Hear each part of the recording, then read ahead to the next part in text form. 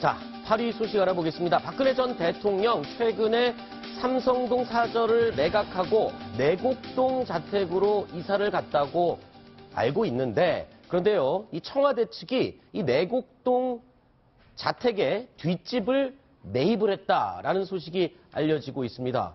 자, 이거 어떻게 된 겁니까, 이유종 기자? 예, 최근에 이제 언론들이 이제 취재를 해본 결과인데, 네.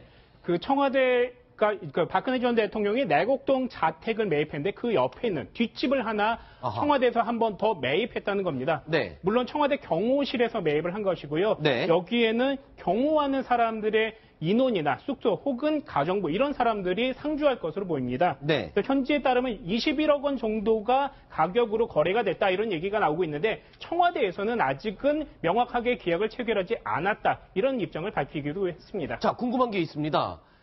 이 삼성동 자택을 박근혜 전 대통령 측이 매각을 하면서 67억 6천만 원인가 이 정도의 돈으로 받고 팔았어요. 그리고 내곡동 사저는 28억 원에 다시 매입을 했습니다. 그러면 그 남은 돈으로 이 옆에 뒷집을 산 건가요? 아닙니다. 저거는 정부의 예산으로 저 비용을 씁니다. 통상적으로 대통령이 퇴임을 하게 되면은 경호를 하게 되는데요. 임기가 만료하기 전에 퇴임을 해도 최대 10년 정도까지 경호를 하게 돼 있습니다. 그렇기 때문에 그 퇴임한 대통령의 사저 옆에는 경호동을 마련하게 되는데 여기에는 국고가 들어가게 됩니다. 그럼 세금으로 지금 샀다는 말이군요. 예, 맞습니다. 네. 세금으로 통상적으로 사게 되고요. 사실 여기에서 근무하는 경호 인력들의 비용도 국고에서 충당이 됩니다. 통상적으로는요, 20여 명 정도의 인원들이 퇴임한 대통령의 경호를 맡고 있는 것으로 알려졌습니다. 네. 자, 그래서요, 내곡동 자택 이 옆에 경호동이 될 것으로 예상되는 이 집 주변에 주민들과 간단히 인터뷰를 해봤습니다. 들어보시죠. 경호동 때문에 쓰겠다고 사겠다고 이렇게 하신 거예요? 목적 그것밖에 없잖아요. 목적이. 네네. 그렇잖아요. 뭐 뻔하잖아요. 지난번에 여기 어떤 분들 왔다 갔다 하시기는 했는데 몇 분인가 오셨던 것 같아요. 정장 딱 차려입고 포스가 좀 있어 보이죠. 네, 경호동으로 쓰일 것으로 추정이 되는 이 집에 관해서 이 근처 부동산 중개업자와도 인터뷰를 해봤습니다. 들어보시죠. 내곡동 안골마을이라고 하는 곳인데요. 원래 시세는 평당 1,800에서 2,000 정도 하는 곳입니다. 그 주인이 1,800에 저희 부동산에 내놨었거든요, 평당. 근데 대통령이 샀다라는 이야기를 하면서 가격을 올리겠다고 했기 때문에 올려서 받은 것 같습니다. 그러니까 원래 시세보다는 높은 거죠. 그 집이 매물 나와 있는 거는 한 2, 3년 됐습니다. 그 세입자도 있습니다. 이사 비용을 준다든가 해서 내보내지 않았을까라고 생각을 합니다. 자, 그러니까 지금 그 세입자가 나간 상태라는 겁니까?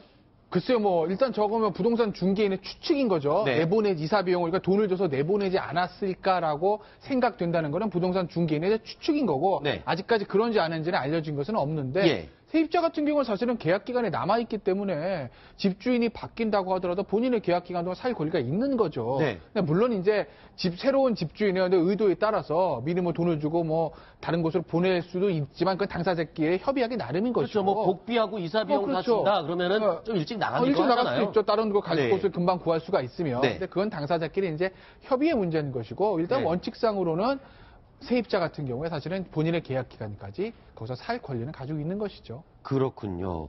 자, 그리고 이유종 기자, 오늘 저 국정농단 사태와 관련해서 공판이 열렸죠. 오늘은 누가 법원에 나왔습니까? 오늘은 굵직한 사람들이 되게 많이 네. 나왔습니다. 4차 공판이요. 서울중앙지법에서 열렸는데요. 여기에는 블랙리스트 관련 혐의를 받고 있는 김기춘 전 비서실장과 조윤선 전 문화체육관광부 장관이 출석을 했고요. 그리고 이재용 부회장도 나왔습니다. 그리고 오늘 좀 지금 화면을 보시면요. 조윤선 전 장관의 모습이 매우 수척해 보입니다. 요즘에 마음고생이 많은 것 같은데 오늘 여러 가지 내용들도 참 많이 나왔습니다. 그 비선실세 최순실 씨가 삼성전자 황성수 전 상무와 210여 차례나 통화를 했다. 이런 증언들도 나왔고요. 네. 또 다른 것은 김경숙 전 이화여대 신산업융합대학장이 최경희 전 이대 총장이 최순실 씨에게 매우 많은 공을 들이고 공간까지 초대했다. 이런 증언도 나왔습니다. 네. 그리고 또 특히 김기춘 전 실장과 조윤선 전 장관이 연루된 것으로 알려진 이 블랙리스트 사건과 관련해서도 증언이 나왔다고요. 어떤 내용이 나왔습니까?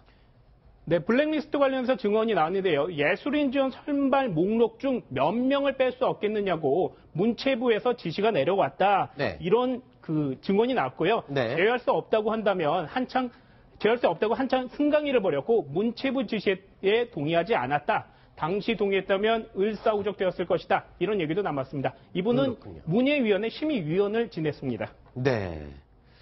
자, 당시에 심의위원들은 그때의 상황을 굉장히 심각하게 받아들이고 우려를 했던 것 같은데 김기춘 전 실장과 조윤선 장관은 그닥 심각하게 받아들이지 않았던 것 같아요. 이런 정황을.